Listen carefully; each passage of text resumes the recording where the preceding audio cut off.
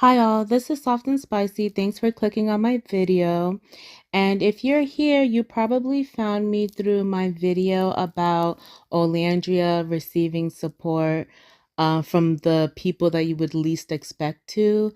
And I really appreciate all the engagement and all the comments. I really feel like it was an interesting discussion in the comments. So I appreciate you so much and thank you so much for subscribing.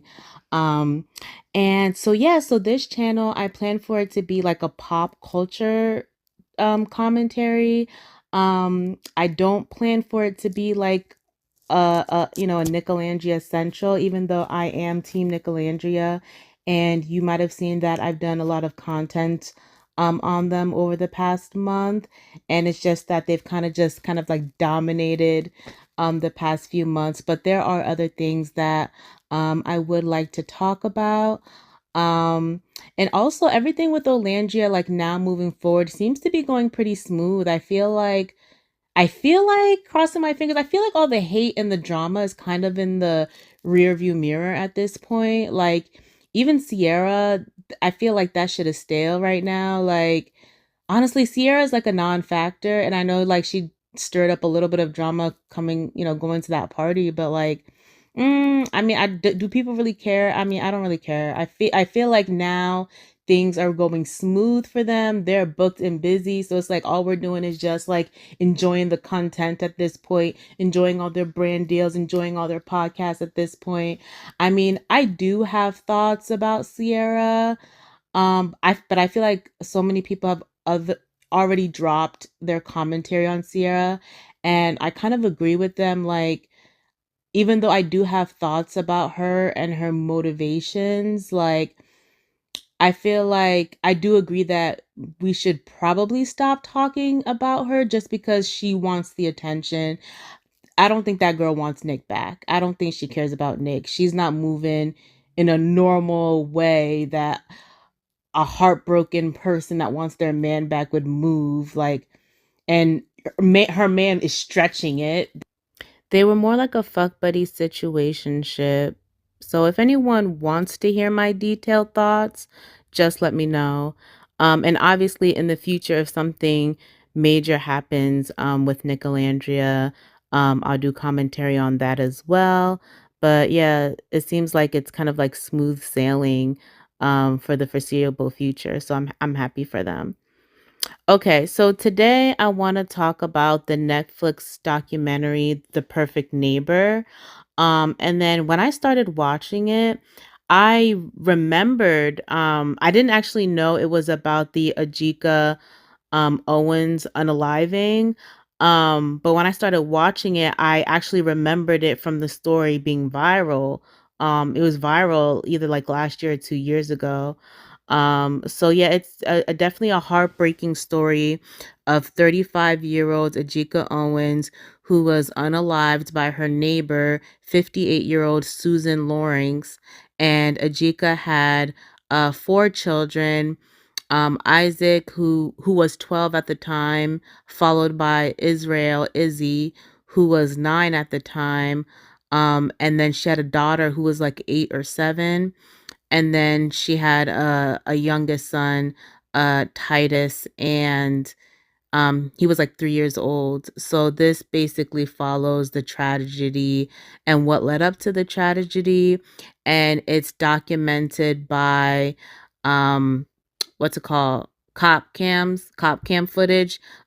Basically makes up the majority of the documentary, along with commentary from like witnesses and neighbors. But this was just honestly a story about hate. But this Susan lady, I mean, I'm not gonna call her a lady. She's a disgusting person.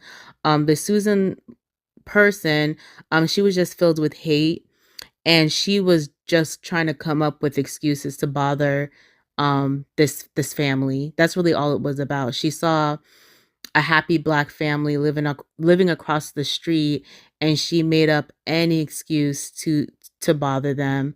And we'll take that journey, and we'll all I want to talk about how kind of that story built up over time. The problem started when Susan moved into the neighborhood. The other families were already living there, and she started terrorizing the neighborhood. And the first incident was about Susan had called the police because the kids were walking their dog on her property. So she says. And she started yelling at the kids. Then the kids told their mom, who's Ajika, about Susan yelling at them. So of course Ajika goes over there to confront Susan, and then Susan starts saying that Ajika picked up the no trespassing sign and threw it at her. And then Ajika says that no, Susan picked up the trespassing sign. It was like pushing it in her face or shoving it in her face. So then Susan called the police. The police questioned everybody, and all the neighbors and the kids and the witnesses says no, Ajika didn't throw the sign at that lady. So the police couldn't do anything. They just had to document the situation because yeah, the witnesses didn't agree with what Susan says. And I don't believe anything that Susan says. I think Ajika's story was more credible, and it just seemed like if you can see like the demeanor of this woman too, like her demeanor is just very like you can tell she's the problem. Like her demeanor is very just dark and unfriendly, and she does seem like somebody who would be like, can't you people read? The sign says no trespassing. Like I could literally hear her saying that and shoving the sign in Ajika's face. So I believe she did that shit. Um, but the police said, they can't really do anything because they it's just she said, and the witnesses and the neighbors were not corroborating with Susan's point of view. So they said they were just going to document the situation, and they went on their way. I do want to point out that in this very first incident, Susan, out of her own mouth, confirmed that she does not own the property, and she doesn't own the quad, and the quad is the piece of land that's next to the unit that she's renting, and she said it herself right here in this clip. I mean, you can see she really threw it at me. Um, and she shouldn't have removed the sign either. It's the landlord's sign. I was actually going to buy this apartment after this. I'm leaving. I'm not going to buy the quad. So even though Susan said herself, it's the landlord's sign, which means she's not the landlord, she's just a renter, and that she's not going to buy the quad, which means she doesn't own the quad. She just said she's not buying it, which means she doesn't own it, right? And even then, she still calls the police. When we move on to the second incident, she says that the children were being too loud playing on the quad. She said the kids were being too loud and that she went outside to reprimand them, and she yelled and cursed at the kids, specifically Ajika's son, one of specifically Israel. He is the 10-year-old son of Ajika, and that's the one she yelled at. And she seems to have a weird fixation, particularly on this kid. In the first incident, she said the problem was the kids coming on her property. Now, the second incident, the kids weren't even on her property. They were playing on the section of grass that they've always been playing at. Before she even moved into that neighborhood, the kids always played in the quad, or on the neighbor's lawn that's like next to her house. It's not for her unit, it's for the next unit over. That's the land that they play in. So she couldn't say like, oh, they're in her property. Now she calls the police just because they're being too loud on somebody else's property, right? So like it's crazy. Like she looks for different reasons to bother people. And then even the police came to her and said like, hey, they're not even on your property, and you're talking about the kids being loud. It's not like it's late at night. If it was late at night, I could understand the annoyance because even some towns they have like you can't make noise after 10 p.m. or 11 p.m. or something like that. But you can clearly see like it's not that late, and even the police tells her like they can't do anything about it. Check out this clip. Private property that they have no means, I mean, they don't rent here. Well, if those people aren't complaining, I can't kick them off that property. I understand it's a nuisance, but I'd rather kids be screaming because they're out here playing and have a good time than stealing cars and robbing people. So. Now, I appreciate the cop telling Susan that the kids were not on her property and that they were just playing outside, and kids are allowed to have fun and make noise, a little bit of noise outside while they're playing. It's normal. There's no rule against that. And she told Susan like, the kids, they're cops. They're there to address crimes. The children are not committing any crimes. They're not on your property, so that there's nothing that they can do. And she did tell Susan that, but she, even though you could tell the cop was annoyed with having to deal with Susan's shit, she kind of said it in kind of like a very like calm, like nonchalant way. But I just wish that the cop would have told her like, hey, only call us if an actual crime is committed. You need to leave these kids alone and let them play. They're not committing any crimes. They're not bothering you. You need to ignore them, focus on yourself, focus on what you have going on in your house, and stop focusing on the kids if they're not committing any crimes. Now, if the kids start doing stuff on your property, then call us or have some type of evidence, right? That the kids are doing something on your property. But she doesn't have any evidence that the kids did anything wrong. And she even said even in that moment, Susan is admitting that the kids were not on her property. They were on the other property, but she was just mad at the kids making noise. Well, if the kids are playing football or they're playing tag, yeah, they're going to make noise. That's what kids do when they're playing.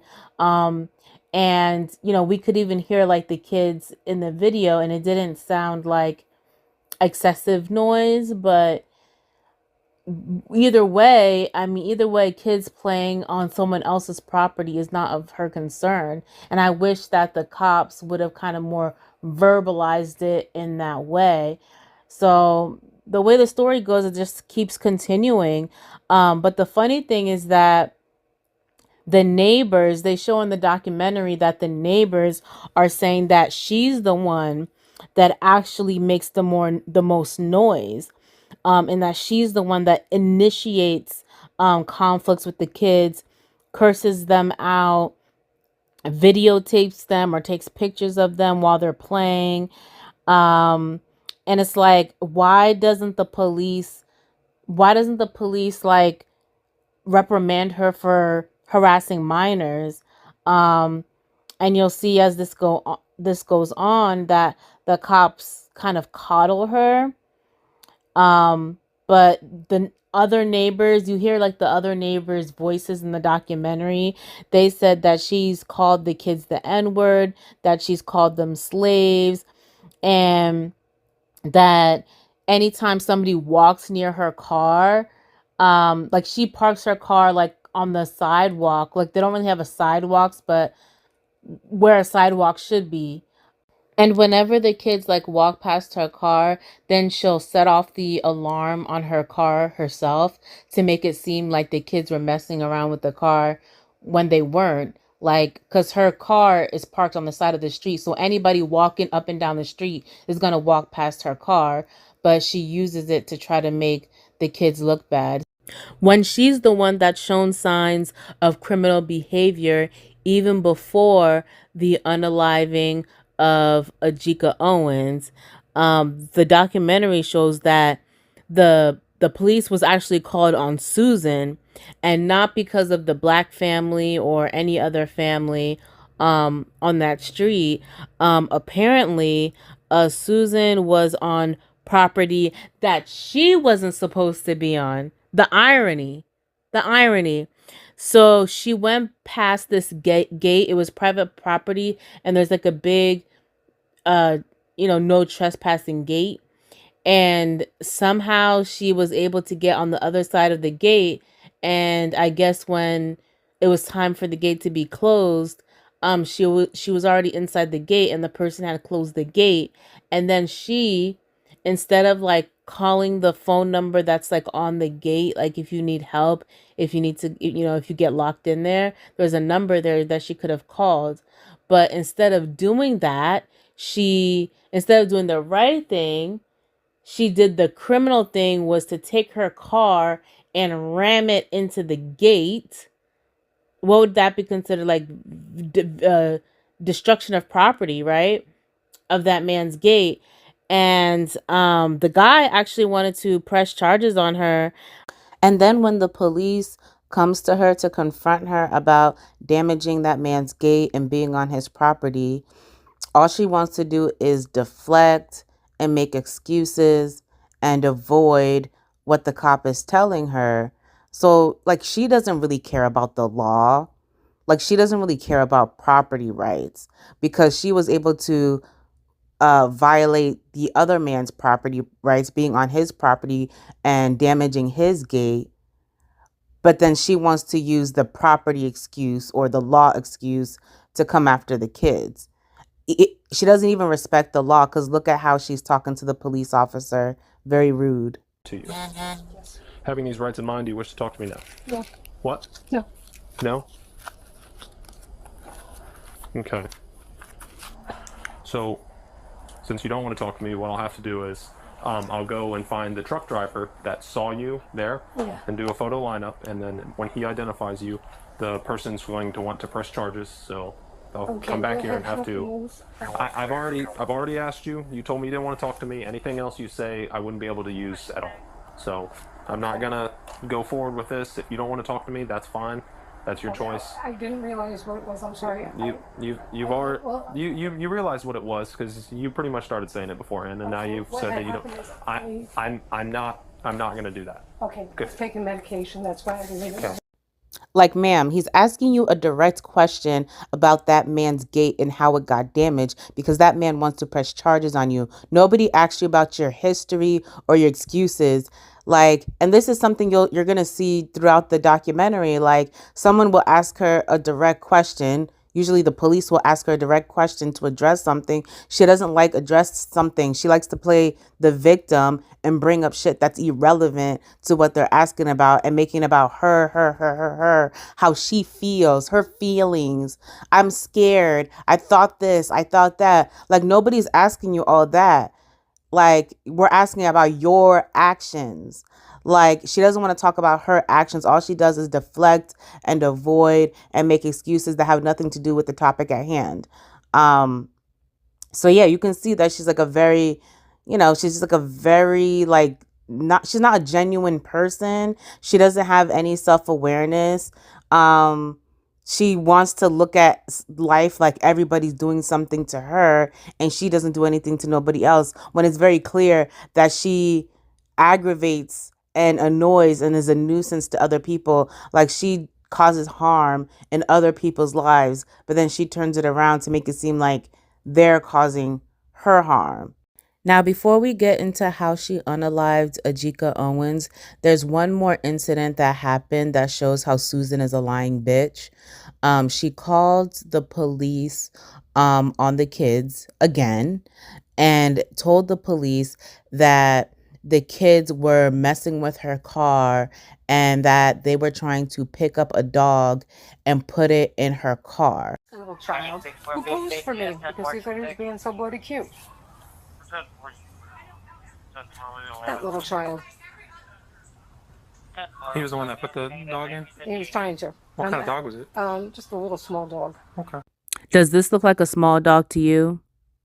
So that is Ajikeowens' family dog. The picture that Susan is showing of the kid that she says tried to put the dog in her pickup truck, that is Israel. That is Ajika's 9-year-old son, and this is their dog. The dog is the same size as the bicycle. And I believe that's Israel on the bicycle. The dog looks bigger than Israel. It looks the same size as the bike and it looks bigger than Israel. Small dog wear. This dog is not small. And I'm not a dog person, but dog people, can a 9-year-old pick up this dog and put it inside of the back of a pickup truck? Then the police questioned the guy neighbor that was watching the kids. And then the neighbor starts laughing and saying, like, that dog is bigger than him. He cannot pick up that dog and try to put it in the truck. Like, it's not possible. So at that point, the police caught her in a lie. And I think my issue with the police is that, they spent a lot of time like chopping it up with the neighbor, basically saying like, yeah, we get it. She's a little off. Please just make sure your kids are, staying away from, whatever she got going on. But the thing is like, she's lying. So why are you telling him and the kids to stay away from her when the woman is literally lying and saying that the kids are doing something that they're not? The kids are not bothering her. She's bothering the kids, and she keeps calling the police on them and harassing her. And it's like they don't want to, for some reason, they don't want to confront her and hold her accountable for wasting their time lying on kids. Like this should have been like, isn't there something like a false, making false claims to the police? Like she should have been charged with that. And it's like they kept coddling her and just saying, oh, she's just a crazy old mean lady, instead of holding her accountable for her actions. Even the picture she's trying to use as evidence of Israel, who goes by Izzy, it looks like the picture is taken, like it looks like he's standing across the street while she took the picture. So if he was doing something with your car, if he was hanging around your car, wouldn't you take a picture of him while he was next to your car, while he was trying to put the dog, so you say, into your car? Like even her evidence doesn't match up, and she never provides any videos or pictures that actually show the kids in the act of doing anything, because they're not doing anything to her. She has like this weird fixation on children, specifically Ajika's children, and really Ajika's 9-year-old son Izzy. He seems to be the target of all her vitriol, and I think she just doesn't like seeing a happy black family. She doesn't like seeing happy black children, and I think she sees Izzy's black boy joy and it triggers her. She doesn't think black kids or black boys who look like Izzy are supposed to be that happy or shine that brightly. And it pisses her off. And she purposely is trying to do something to get him and the rest of those kids in trouble. And even after this situation, when she was caught in a lie, she took her ugly ass down to the police station and sat in their police chair and tried to file a police report against them, another fraudulent report. And the police officer is talking to her like, well, we don't have any evidence here, and there's nothing wrong with kids playing outside. So I'll just document this down and it's just going to be a police report. And she was like, and he's like, what do you want us to do about this? Do you want to see them to go to jail? And she's like, yes, I want to see them go to jail. Go to jail for what? Like, she's letting the police know that she is just trying to figure out whatever she can do to get these black kids or this black family in trouble. She wants to see someone go to jail, but they're not doing anything. And that's another scenario where the police could have checked her and put a stop to this. The police should have said, stop harassing this family. Unless a crime has been committed, there's nothing to report to us. The cops could have put more fear into her and said, if you continue to file false claims that we find out are lies against this family, you will be the one to go to jail for being a nuisance, for harassment, for filing false police reports, for wasting police resources and calling them out there for nothing.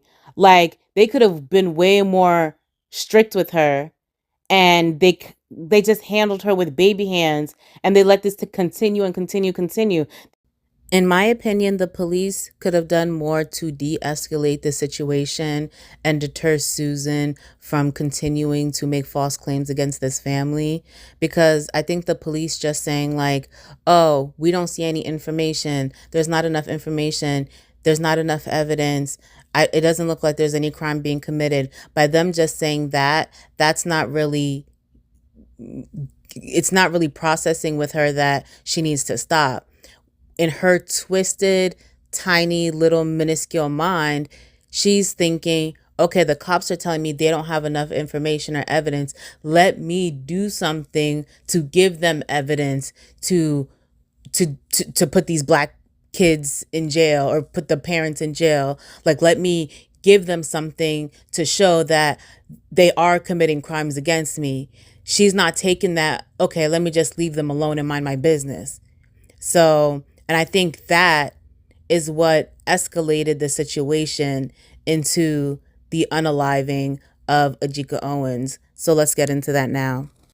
On June 2nd, 2023, the kids were playing in the quad because that's the normal place where they always played. Mind you, Susan had only been living in this neighborhood for 2 years at this point. The kids have been playing in that open field of grass. And that open field of grass is not her property. It's just the open field of grass. And then the property owner to the other side of it said that they don't have a problem with the kids playing there. They let the kids play there, and then those neighbors sometimes they even play with the kids. So the kids already have permission to play on that strip of land, and Susan is not a property owner at all. She's just renting her own property, and the landlord put up signs for her property next to the quad. So there's these signs that say no trespassing that separates her unit from the quad and the other neighbor's unit. So that's where the kids were playing. They weren't playing on her side, they were playing on the other side. But of course, this still upset her. So she says that she was upset because the kids were leaving stuff in the grass and there were roller skates left in the grass. And then all the witnesses confirmed that Susan, she picked up the roller skates and threw it at Izzy, of course, because that has been her target this whole time, and that she was swinging the umbrella at the kids, and the kids were running away, and Izzy left his tablet in the grass, and apparently Susan picked up the tablet and took it in the house. So stealing, right? She's the criminal in this case. She's been the criminal from the beginning, but she is trying to say that the black kids are criminals. So she took the boy's tablet, and then Ajika, who is Izzy's and the Izzy and Isaac and Africa's mom, who's the girl, Africa's the little girl, Ajika is their mom. So she went over to Susan's house to retrieve the tablet. This is what makes me think that Susan premeditated that by taking the tablet inside her house. Then she knew somebody would come knocking on her door for the tablet. Either it would have been one of the kids or it would have been the kid's mom to come and ask for the tablet back. So they don't have no choice but to knock on her door to ask for it. And I think that she planned to not come to the door knowing that they needed the tablet back, and that they would start banging on the door. If she's not coming to the door, obviously they're going to keep knocking on the door. And then if they keep knocking on the door, then that was her excuse to shoot her gun, to say that they were banging on the door and harassing her and scaring her because they were knocking on the door. But you took their they need to get their property back. You care so much about property. You stole their property and they're asking for it back, and you shoot them when they come to ask for their property back. That sounds premeditated to me. From Ajika's point of view, her kids are running to her saying that the mean old lady threw roller skates at me and stole my tablet. So, as the adult in the situation, Ajika goes over to the other adult's house to get the tablet back and ask her about what happened and maybe see if they can resolve this as an adult and put an end to all these shenanigans. So she's knocking on the door to get the tablet back, and nobody's answering the door. So you keep knocking until, because you already know she's in the house. You know that she's in the house with your kid's tablet. So you're gonna keep knocking on the door until she opens the door to get your property back. So instead of Susan opening the door and having an adult conversation and giving Ajika the tablet back, Susan shoots through the door and it hits Ajika. Judge, please. Stop my mom. My mom is here. I don't know what she's done. 911, what is the address of the emergency? I think somebody just got shot. These were happy kids. This was a well-adjusted family. Ajika was the mother of a 12-year-old boy, a 9-year-old boy, an 8 or 7-year-old girl, and a 3-year-old boy. And it seemed like she had a good relationship with the children's father, because when the police called him right away and he picked up and the police were able to let him know what happened, there were other family members that rushed to the scene to comfort the boys right away. So this was a family that had a community. And Susan purposely ruined it with her decisions. She made sure those kids would not be happy anymore. She hated the sound of happy, joyous Black kids running around, playing football, playing tag, just being a kid, being carefree. And Susan took that away from them. And that's exactly what she wanted. These were not badass, dusty kids. I know what bad kids look like. These kids, even in a stressful situation, they just found out their mom is dead or their mom got shot. This is like a very intense situation. And even then, the kids did not curse. The older boy said, "My mom was shot with a freaking gun." He didn't even say the F word. The police asked Izzy, "What did Susan say to you?" And then Izzy said, "She called us a Jack A word." These kids don't even curse in the most extreme set of circumstances. If these kids cursed at that moment, nobody would even really blame them, right? Because of the heightened situation. Even in this situation with their mom bleeding out on the ground, they're still not even cursing. These were not badass kids. If you watch the documentary, see the way they talk, see the way they play around. They talk to adults with respect. When the police came, they talked to the police with respect. These are not bad kids. Isaac, the older son, the 12-year-old, he said his heart is broken. These boys were blaming themselves. They were saying if they didn't do this, if they didn't do that, their mom wouldn't have gotten shot. That's going to stay with them for the rest of their life. And even though their family and friends are saying, "No, you didn't do anything wrong. Susan was the adult in the situation." And I believe Susan wanted to shoot somebody. If it didn't happen then, it was going to happen eventually. Susan wanted to shoot somebody. It was not the kids' fault, but the kids at that moment felt it was their fault. And they're always going to have that feeling in the back of their head for the rest of their life. Susan wanted to get rid of Black boy joy. She wanted to create trauma and hurt in these children. I think Susan is very proud of herself and that she's satisfied that she put hurt into this Black family and she added trauma onto this Black family, because I think she thinks that they deserve it. Because even when she was getting arrested, the whole time she was getting arrested and then she was brought into the interrogation room, her voice, her tone was very nonchalant, like no emotion. She didn't even really care. Like when the police told her that Ajika passed away from her injuries, she tried to fake a little sympathy, putting her hand on her head or whatever. But she didn't say anything that says like, "Oh my God, I took it too far. I regret, I regret handling it that way. I never meant to hurt her. Like, she didn't say like, I'm just hurting because I've taken away a mother from her children. She didn't really say anything. She just kept making excuses that I was scared. I was scared. I thought she was going to harm me. I thought she was going to harm me. It's very, very disingenuous when you watch it. And then the police officer asks, like, do you want to write like a note to the children, like apologizing and saying how you feel for them?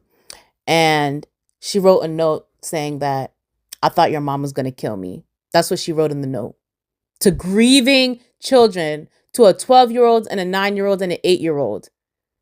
I thought your mom was going to kill me. That's what she wrote in the letter to them. Just a disgusting piece of shit. So let's talk about the aftermath. So Susan was detained that same night on June 2nd, 2023 for questioning, but she was actually released pending the investigation. And I did not understand that at all, given the evidence that happened on the scene, where everyone in the neighborhood testified that Susan shot Ajika. Then you see the bullet in the door where Susan shot the bullet through the door at Ajika. So you see the bullet hole. You see Ajika laying on the ground, bleeding out. Why would you let a dangerous murderer out? Like, why would you not lock her up pending the investigation? That part did not make sense to me. The legal professionals need to come to the front and explain this to me, because why would the police allow a murderer who just finished traumatizing that entire neighborhood go back to that same neighborhood to what? Collect her things so she could go to a hotel or go stay somewhere else? Like, just imagine how all the neighbors feel. She didn't just terrify Ajika's family and children. She terrified the entire neighborhood. Everybody knew and saw and understood what happened, and they gave her a police escort back into that neighborhood to collect what trivial things. That bitch doesn't have anything worth of anything to collect. What, clothes and crap? Like, what why does she need to go back to that neighborhood? I don't understand. To collect her things so she can go to a motel or go sleep somewhere else. Like, she could sleep in jail. She should be sleeping in jail. She didn't need to go collect her things so she can find somewhere else to stay. Her place to stay is in prison. And it should have been on day one. So they did not lock her up right away. And they said that they were pending an investigation, and that's what triggered the protest. So this is the reason that it actually went viral on social media, because of that. Because they didn't arrest her right away, that's when I saw the story going viral. People started protesting. People, it was all over the news in a lot of places. So you might have seen it as well. And then the police bring her back in for questioning on June 6th. And that's where they tell her that, they investigated her story. Basically, what she told to the police the first time wasn't exactly true. And they reviewed her 911 call, and it said that she shot Ajika 2 minutes after hanging up from 911. 911 told her that, stay in your house, keep your doors locked, stay inside, the police are coming. And then 2 minutes after that, she shot Ajika dead. And the police told her that they actually found her search engine, that right before that happened, like very recently, right before the incident, Susan had looked up the stand your ground laws and how it works. So it does seem to be premeditated murder, to me anyway, in my opinion. So then they arrested her. And even then, she was giving the police trouble. She didn't want to get arrested. She was in the interrogation room. She didn't want to get up from the chair. Like she's so self-absorbed. She's so self-absorbed. Um, she was even resisting arrest, but then eventually, she got up and she got arrested and sent to jail. And she had her trial, and she was charged with manslaughter, and she got 25 years. It should have been first degree murder. It should have been first degree murder, but I understand that there's certain reasons why they choose manslaughter over murder. She got 25 years in prison, but I don't think that's enough because Susan was 58. 58 plus 25, that means that she could get out of prison at age 83. Because it didn't say 25 years to life. It just said she got 25 years for manslaughter. And Ajika was only 35 at the time that she was unalived, right? So 35 plus 25, so 60. I mean, she cut Ajika's life really short. And I'm sure Ajika would have likely lived past the age of 60 because the age of the average age of death is like what, 70, over 70, right? Well over 70. So it was likely that Ajika would have lived past 60. This woman got 25 years in jail. She could come out of jail at 83, even though she cut Ajika's life short. And not just Ajika's life, all her children were 12 years of age or younger, very young kids that are going to have to live with this for the rest of their life. And Izzy, the 9-year-old, he was standing right next to Ajika when the bullet hit her, and he literally watched his mom get shot and bleed to death. And then Isaac, he blames himself. Both the boys blame themselves. The daughter, Africa, she was only 7 or 8 years old. She was the only girl in her family of siblings. Her mother figure is gone. Like, I just really hope this doesn't damage them too much. Like, obviously they're damaged. Like, this is gonna be damaging. There's always gonna be that little hole and heart in them, that little hole in their heart from when this happened, but hopefully, they can cope with it in a healthy way, and that, this doesn't completely ruin the rest of their lives. It's just, I don't know, my heart just aches so much for them. And because of all of those circumstances, I don't feel like 25 years is enough. The moral of the story from the documentary is that racist bigots like Susan will use the stand your ground law for nefarious reasons and try to twist it to claim self-defense. And really, they're just using it as an excuse to murder someone.